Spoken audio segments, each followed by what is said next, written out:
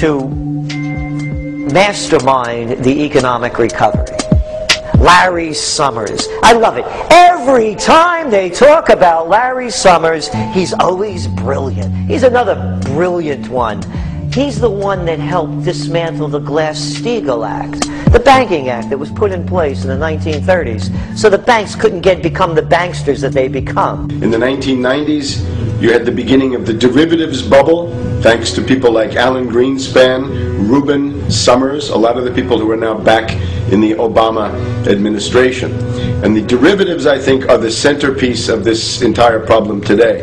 These are the same people, Geithner from the Treasury Department. Could you imagine that? Now we have the U.S. Treasury Secretary, who also is a Robert Rubin protege of the Larry Summers group, that dismantled Glass-Steagall and broke apart the regulations that would have prohibited the banks and brokerages from becoming these criminals.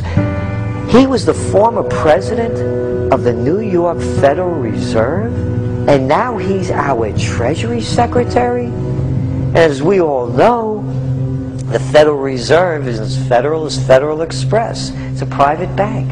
And now we've put this guy in charge of it? I mean, Wall Street has hijacked Washington in broad daylight. Every single one of his appointments support the status quo. Every one of his appointments are there to screw the American people. Every single one of his appointments are people who are working to bring down the Republic and the Constitution of this country. Secretary of the Treasury, Timothy Geithner, Bilderberg Group and Trilateral Commission member. Secretary of State Hillary Clinton is a Bilderberg and CFR member. She is also married to Trilateral Commission member William Jefferson Clinton. Ambassador to the United Nations Susan Rice, Trilateral Commission. National Security Advisor General James L. Jones, Bilderberg, Trilateral Commission, and CFR. Deputy National Security Advisor Thomas Donilon, Trilateral Commission, CFR. Special State Department Envoy Henry Kissinger, Bilderberg Group, Trilateral Commission, and CFR. Chairman, Economic Recovery Committee, Paul Volcker, Bilderberg Group, Trilateral Commission, Council on Foreign Relations. The Director of National Intelligence, Admiral Dennis C. Blair, Bilderberg Group, Trilateral Commission, CFR. Secretary of Defense Robert Gates, Bilderberg Group, Trilateral Commission, CFR. Deputy Secretary of State James Steinberg, Bilderberg Group, Trilateral Commission, CFR. State Department Special Envoy Richard Haass, Bilderberg Group, Trilateral Commission, and President of the CFR. Obama Presidential Advisor Alan Greenspan, Bilderberg Group, Trilateral Commission, CFR. State Department Special Envoy Richard C. Holbrooke, Bilderberg, Trilateral, CFR. And the list goes on and on.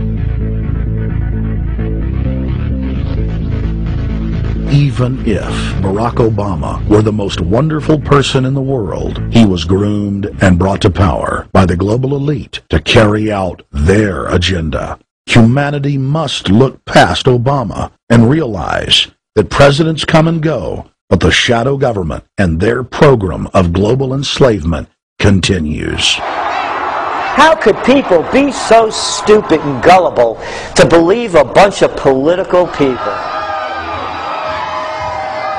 So people who voted for Obama were trying to express, I think, first of all, something worthwhile. The hatred for Bush, Cheney, the neocons, the desire to punish the Republicans for their adventures, their police state, and their economic depression. The second question was on the economy. People felt that Bush was selling them down the river into a world depression. He is, of course, the new Herbert Hoover in that regard, so they were trying to get something different from that. The tragedy, of course, is, and this is really why Obama was groomed and prepared over a period of almost 30 years now, that Obama is there to frustrate and to deceive all of those hopes. Obama is a cruel hoax. He's a bogus sham. He's an absolute denial of everything that you'd expect from an American president. It is very disturbing to see well-meaning people falling for high-tech propaganda over and over again. It happened after 9/11. The American people en masse were swept into a mob psychology, irrationally throwing their common sense to the wind and doing whatever the administration told them to. The general public eventually caught on to the fact that George W. Bush was a deceitful thug and that the economy was in free fall. In the midst of it all, Barack Obama was there, speaking out against the abuse of the people at the hands of the establishment. With the election of Barack Obama, the world rejoiced that the United States was no longer in the hands of madmen. But unfortunately for humanity, this was another vicious fraud. I want to like the guy. He speaks gently, he's intelligent, he seems to be a man of peace, he is just as charismatic as they come. But you know what? Is that a tree is really, really measured by the quality of its fruit. And when you kind of put away all the flowery words, when you put away all the rhetoric, when you put away all the rock and roll music, what he does is what's important for the people of this country, starting with the truth. Obama is notoriously a liar. He promised that he would get out of Iraq, I think within 16 months at some point. We had Samantha Power telling the Scotsman that he wouldn't be bound by those promises, and sure enough, he's now not going to be bound by those promises. Obama pledged in hundreds of speeches and interviews that within 6 months of being elected, he was going to bring our troops home from Iraq.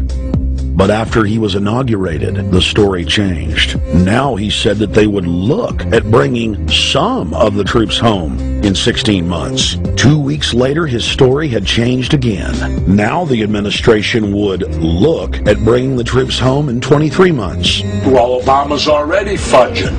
He's fudged since day one in this election, where he first said we're getting out. Well, now it's a timetable, and now it's da-da-da, because they're getting to him. They're understanding that, and he ain't going to be able to get him out because people more powerful than him got us in. When he first ran, remember, he was going to take the troops out. I get in there, troops come home. Day one. There is no military solution in Iraq, and there never was. I will begin to remove our troops from Iraq immediately. And then that went to 16 months. And now he's going to add, they're saying, another 30,000 or more troops to Afghanistan. Next, he sent 30,000 more Marines to Afghanistan, doubling the total number of forces in the crosshairs. Barack then announced that he was going to move missile systems into Eastern Europe to encircle Russia. But after all, what should we expect after he kept Bush's Secretary of Defense Robert Gates? The outcome of this policy is if you're constantly meddling near the Russian borders with these fascist creeps, IMF, NATO agents like Yushchenko of Ukraine, or Saakashvili of Georgia, or these Kaczynski twins in Poland, or various collections of people in Latvia, Lithuania, Estonia, you're tied to these gangsters, and if they decide to start a war, that rapidly escalates into thermonuclear World War III. This is worse than the neocons. Bush and Cheney never got as far as Brzezinski, Soros, and the other people running Obama. Barack Obama swore that he would vote to repeal the Patriot Act, but then he voted for its reauthorization. Obama decried the Bush administration's illegal warrantless wiretapping of the American people. Then he voted to legalize it. Obama pledged that he would filibuster any attempt to give retroactive immunity to the telephone companies, the telecom companies, except he then turned around and voted for that bill. Most people don't know, for example, that he voted to reinstate the Patriot Act and more government wiretapping. Candidate Obama told desperate factory workers in speech after speech that he was going to renegotiate NAFTA and GATT to make it more fair for American workers. It is absolutely true that NAFTA was a mistake. But then his campaign was caught sending out memos to top corporate leaders, telling them not to worry and that it was just campaign rhetoric. We had Obama saying, you know, I'm against free trade, I don't like NAFTA and all those free trade sellouts. We had Austin Goolsbee going